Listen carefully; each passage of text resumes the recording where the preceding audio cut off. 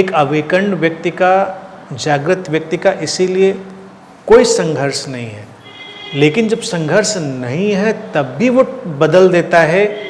यही जादू है, यही उसकी जो मिस्ट्री है, यही है कि जिस दिन कोई ऐसे स्वरूप को, अपनी चेतना के ऐसे एक्सप्रेशन को रियलाइज कर लेता है, तो वो जहाँ कहीं भी प्रेजेंट हो जाता है, उसकी प्रेजेंस मात्र से सब कुछ बदलने लगता है। सामाजिक सुधार करके उनको नहीं बदला जा सकता, लेकिन वो बदलाव आ जाता है, क्योंकि जीवन तो वही है, जीवन एक ही है, और जीवन का कितना बड़ा धक्का किधर जा रहा होगा, उससे सारा बदलाव घट जाएगा। तो जो व्यक्ति इसको रियलाइज कर चुका है, उसके अंदर से वो जो फ्लो है, जो उसके अंदर से लाइफ का फ्लो है, वो बहुत तेज है। तो बहुत सारे शरीर मन जो हैं उनसे टकराकर स्वाभाविक बदलाव उनमें ले आता है। जैसे तेज बारिश होने लगे, नदियों का, तुम्हारे कुओं का, नालों का, सबका वाटर लेवल इन्हेंस हो जाता है, बढ़ जाता है।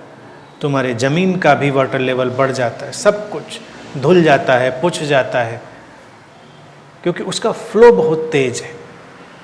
सब एक ही जगह वो जुड़कर अपना काम कर रहा है। तो ऐसे अवेकन्ड लोगों की प्रेजेंस से एक नेचुरल ट्रांसफॉर्मेशन घटता है, जो कि सोशल रिफॉर्म जैसा नहीं होता। इस बात को बहुत अच्छे से समझ लें। इसीलिए जनक के अष्टावक्र जैसे, बुद्ध जैसे लोग सोशल रिफॉर्मर नहीं होते, वो अवेकन्ड होते। बस जब भगवान बुद्ध अपना शरीर छोड़ रहे थे, तो कहते हैं कि आनंद जो उनके साथ हमेशा रहते थे, तो उन्होंने सोचा कि अब इनसे कुछ आखिरी बातें भी करी जाएं। तो उन आखिरी बातों में एक बात का हिस्सा ये भी है कि आनंद ने कहा कि भगवान, आपने इतने दिनों हमारे बीच इतना श्रम किया, इतना काम किया, आपने अपनी कभी भी कोई छवि हमारे लिए प्रस्तुत नहीं की। हमने आपको भगवान कहा, हमने आपको कुछ कहा, आप तो बहुत ही साधारण ढंग से हमारे बीच रहे, हमने ही आपको विशेष देखा। तो आप बताएंगे क्या आप भगवान हैं? बुद्ध ने कहा नहीं।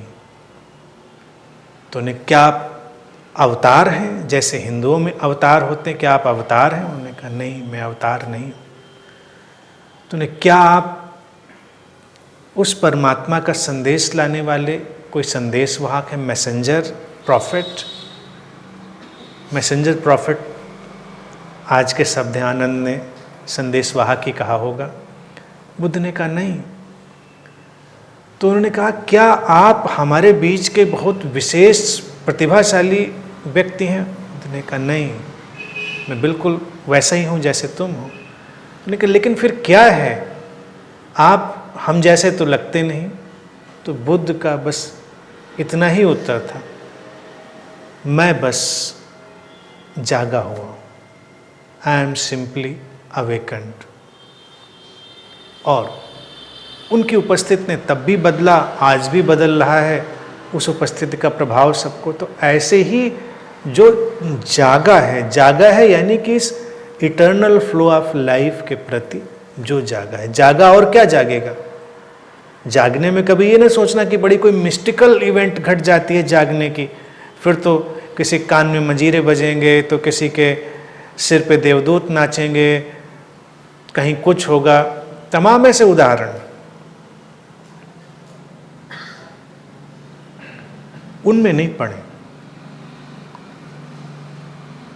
जागने का इतना ही अर्थ है to realise eternal unbroken flow of life, जीवन के अखंडित अंतर संबंधित प्रवाह को जान लेना।